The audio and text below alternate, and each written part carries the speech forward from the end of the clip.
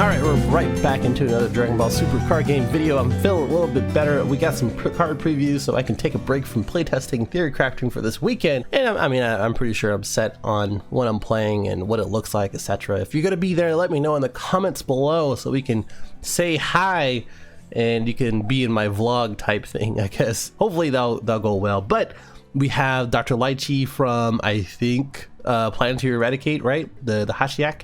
And then this one is from the World's Strongest, I want to say. I'm probably wrong. Just comment and say which one I'm wrong about. Fighters, hey, I know that one, Android 21. And then finally, a new Android 18 leader, which is the whole reason why I'm making this video. Let's be real here. All right, let's get right into it and see what's going on. These already got previewed, and I'm going to kind of run through them pretty quick so I can get to the 18 stuff. You can only play back battle cards. This card can attack. You can only attack pretty much once if there's 7 or less for their battle card. The thing about this is that I think this deck is going to be susceptible to like Victory Strike, to big boss monsters like Gogeta Hero Revived.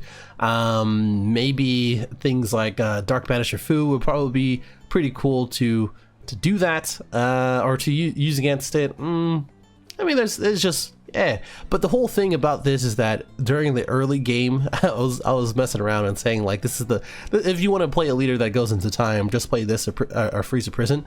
So I mean, this is going to be either a very good for the game or very bad for the game as far as the effect, but we will see. And then this one says activate main, place a top card underneath this card, mill 1 underneath the card, and then mill 1 into the drop area, then draw 1 card. That's basically in mill 3, and it's going to be very susceptible to Janemba, so we'll see how that plays out. And if you only have black battle cards in your energy, you choose 3 cards underneath this card and placing the drop owners areas. So I would say if there is a way to put a card underneath this card with using another card, it will go back to the opponent's area. That's probably why they wrote that way. You may draw 1 card and flip this card over. So the thing is that you don't untap energy, but you don't have to be at 4 or less life. So if you want to survive and do something kind of crazy, I don't know what that would be as far as a win con that takes life. Maybe you can do that. For the black battle card restriction, I would imagine it's something like, if you are just kind of sitting there with this effect in effect, which they only have a leader swing and a battle card swing for probably the first 4 or 5 turns, you probably don't want to just sit there with the like Master Shannon Roshi and then go ahead and just draw 2, and then they swing with their leader, you negate, they swing with the battle card, you negate, and then you just kind of do that for the rest of the game until you build up to a different win con. So I don't know. If there is something busted for this, just let me know. And then the flip side, it can actually attack. It has the same auto effect, and then it's 20k and draw 1. So I guess the 1 drop blocker is actually pretty good. This one is if it gets KO'd, which you're just gonna block, you choose up to 1 Ghost Warrior from your hand and play it. What I was thinking of is the 4-drop Shenron, in which you can just play that. Even though it's susceptible to pretty much every single counter play, you can go ahead and just keep recurring this guy and keep playing the Ghost Warrior cards that we're going to take a look at here. They're all the same, in which leader card is a Black Machine Mutant, and you choose 3 black battle cards, in which when you awaken you drop 3 anyway. So if you mill them underneath the card into the drop, you'll have those targets if you're playing this archetype. It's 3 through 7, which is very specific. I would imagine one of these is going to be a win con if you can only play black battle cards. And then this one is the Frieza, in which you can switch one of their opponent's battle cards and knowing rest activate. Wow, what am I doing? Place this in the drop area and then choose one of the battle cards and switch to rest mode and knowing barrier. This one does the same thing, but it minuses 10k so for removal, and then the Lord Slug warps energy card greater or equal to the opponent's energy, and it's pretty cool. I actually really like this one. Is it going to be useful? I don't think so. It's not a Lord Slug army, whatever. The Dark Planet, and when this card is placed in the battle area, choose 1 Ghost Warrior from your deck and add it to your hand. That's cool. And leader card is a black one, a Black Machine Mutant that is. At the end of the turn, place 2 cards from the top of your deck and into your drop area. This auto doesn't seem like it's able to not be a thing. So like you have to do it in every single turn or end of every single turn. So if you're playing against Janemba, this is not the card to play. I don't know, just let me know what you think about this leader. I'm very mixed feelings about it. Anyway, moving on to Dr. Wheelo, not Wheeler, Utero, and Dr. Kuchin. This one's from the World's Strongest, I want to say. I'm pretty sure. When you place this card in leader area, you choose one of the field cards, the lab card from your deck, and activate it just like Metacooler. And I think that field card is really good. This card attacks a leader card, look at top 7, get a Frenzy Warrior, add it to your hand, and shuffle. And you fight 4 more energy, your life is at 3 or less, which is very specific on both. You may choose up to 2 of your energy, switching over, flip it over. And then it goes into whatever this is.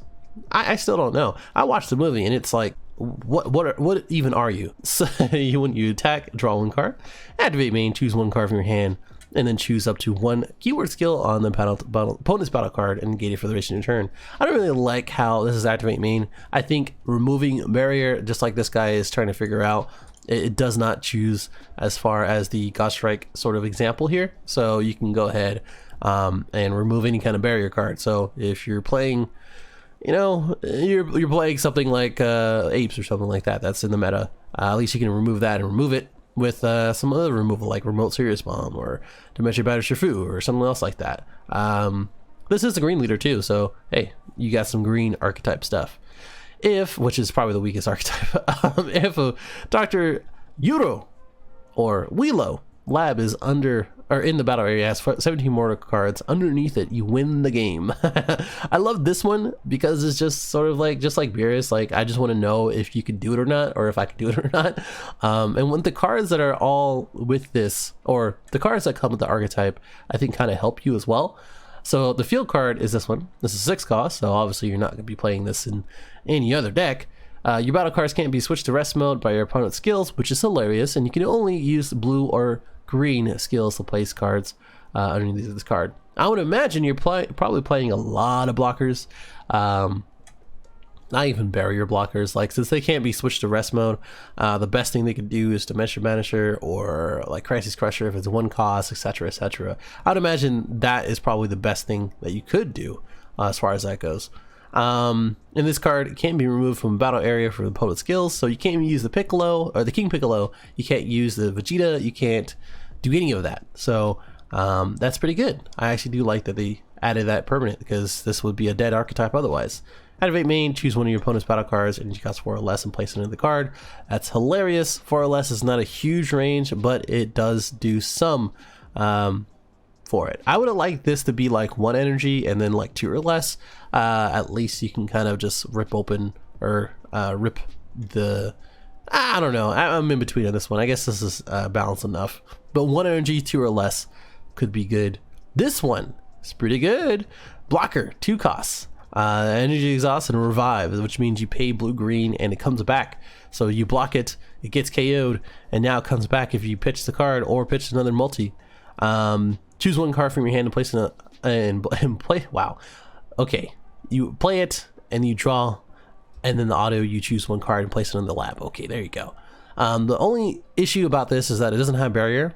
So any red leader, if you're swinging to it, is going to be kind of you know. This guy makes a cool point though. Wrathful Charge, and if you play the 1-drop negate, in which you remove a green card from your battle area, you can go ahead and KO it. I think it is, yeah, KO instead of remove. So you can go ahead and activate Revive and then keep doing the auto over and over again on their turn. Frenzy Warrior Piccolo. Oh baby, this one's a green SR. Deflect, so that's cool, I guess. No barrier though, which is very new for a 4-drop Piccolo. Bond 3. I don't really like the Bond 3, but oh well, I guess. Since they can't be switched to rest mode in this deck specifically, at least you can keep some low-cost bodies and then play this afterwards. Plus, this is another target for the Power Booster Piccolo, so at least that's cool. You choose 2 cards from their hand, their opponents, which is hilarious, and then place them under the lab, or they choose to and send them to the warp. So if you have enough underneath your lab, which is never enough, because if you have enough, then you win the game. I would say this is probably the best card to pick up if you want to play this archetype. I would highly recommend to play it with the Power Boosted Piccolo, so that way you can play it for 3 energy and hopefully not lose quicker. I don't know. Moving on, the Gigantic Bomb Dr. Wheelo.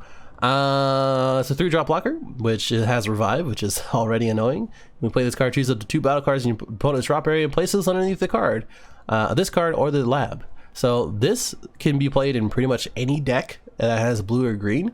So it's a direct answer to like Shenron or anything else. They would have to remove it, and then if it's placed underneath this card, and then they go back to the drop area. However, I would say it's probably best in this archetype, in the leader, in which you play this card and then you get 2 cards. It doesn't have to even be against Shenron, because you can just keep doing it because it has Revive, and then use you know, the Raffle Charge, and then do it again, and now that's 2 cards every single time, especially if you're going against a Burst Leader. That's pretty sweet. All right, that's it for him. Let's move on to the Android 21 stuff. Like I said, very interesting. Clone Token? I don't know. When you place this card, you get the Android 21 scheme from your deck and activate it, just like the 18 one. They both have schemes, so that's cool. Choose 1 token in the opponent's battle area, remove it from the game, draw 1, and then choose up to 1 of your opponent's battle cards, and cost them 1 and return to the hand. And then the opponent's turn, choose up to 1 blue-green multicolored energy, switch to active mode. Yu-Gi-Oh! Text. And then draw 2 cards and flip it over. So basically, it's the clone token thing. It has the field card, in which this one says when you or your opponent play a non-token battle card, you can't attack for the duration of your turn, which is Summoning Sickness, if you guys didn't know, or Floodgate, I guess, being once per turn. Yeah, I do agree. It's a little awkward. It doesn't affect leader cards, so the leader cards can always swing. Yeah, that's cool, I guess. And when you play a black battle card, place in the owner's drop area. Okay. Okay. All right. Well, all right then. I don't get it, but that's cool, I guess. This is every time you play a black battle card. There's no once per turn on that one, so that's cool. At the start of the opponent's main phase, play 2 battle tokens with 10k power. So I don't imagine they have no combo power, because it doesn't specify. But because this is being played in the field card, and now you have 2 tokens every single time, they can attack with them. That's fine, but now you can go ahead and remove them, and then draw 1 card anytime you want. So that's pretty good. I do like that. And now, if you do return 1, or actually, you know what? Then at the start, yeah, I don't think that's even conditional. You can choose up to 1, and then you can untap 1 blue-green Reddit or blue-green energy. So you can charge a blue-green energy. Choose 1, draw 1 card, remove a cost of 1 if you want to, which the clone tokens don't have cost, so that's not going to be a target. And then untap 1. That's very cool. The Awaken effect is the same thing. All right then. This one people have been talking about, the 8-drop triple attack deflect. 3 blue, 2 green. When you play this card from the hand. So thank you, Bandai, for not making this a desire target or a war piece target. So choose all the opponent's non-multicolored energy in battle cards, ignoring barrier, negate their skills, and return to the owner's hand.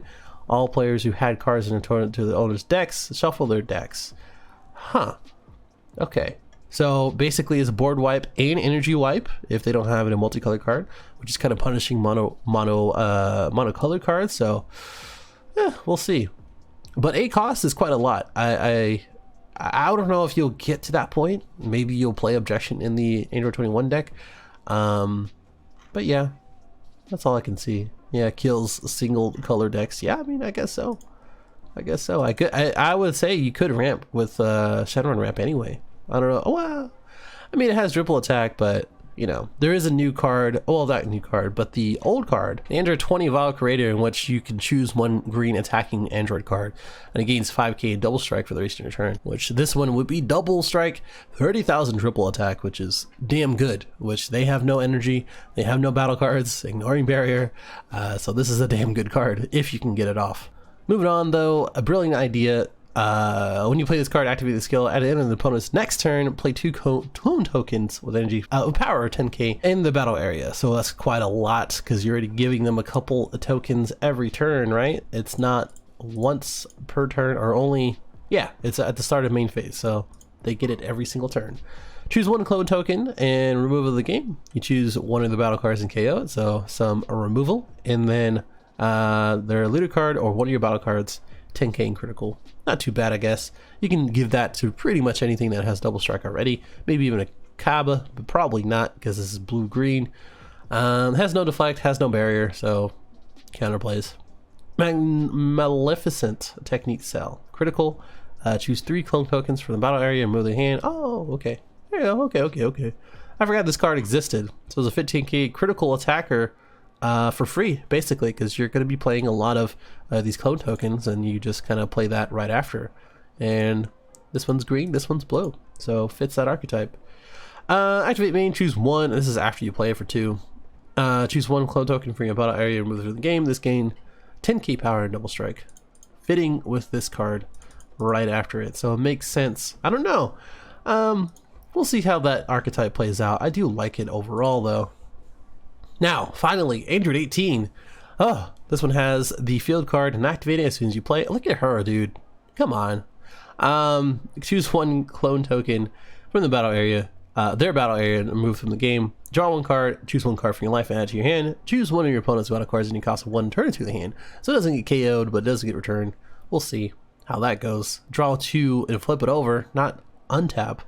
And then draw 1 card when you swing, and it looks like you remove 1 token, choose 1 battle card, return it in your hand, and reduce the combo cost of all blue-green cards in your hand and battle area for 1, or by 1 for the duration of your turn.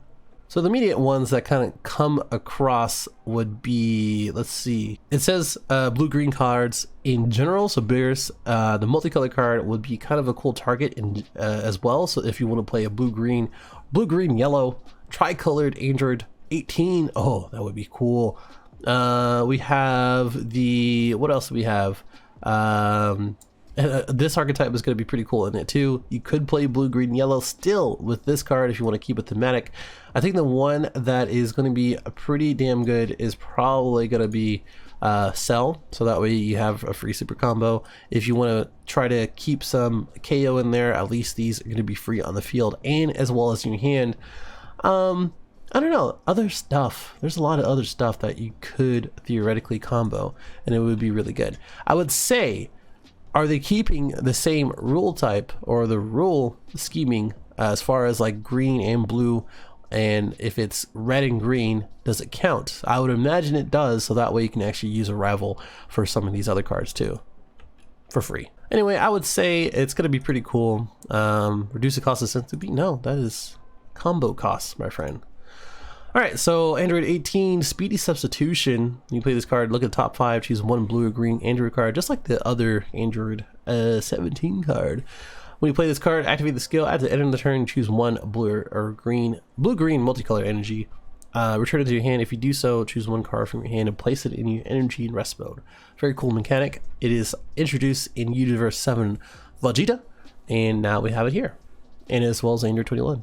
Android 16, Energy Amplification. If you have a blue-green color in your energy, play this card from your hand, place the top card from your deck in energy rest mode, and you can't play battle cards with 30 to 35 for the duration of the game, which is pretty whack. You can play secrets, but you can't play any of the good boss monsters. And the reason why I say that is because UI Goku is blue. Well, let me back it up here. The 5-drop blue-green Goku, you can evolve on top with the UI Goku and as well as the other Gokus that are 30k.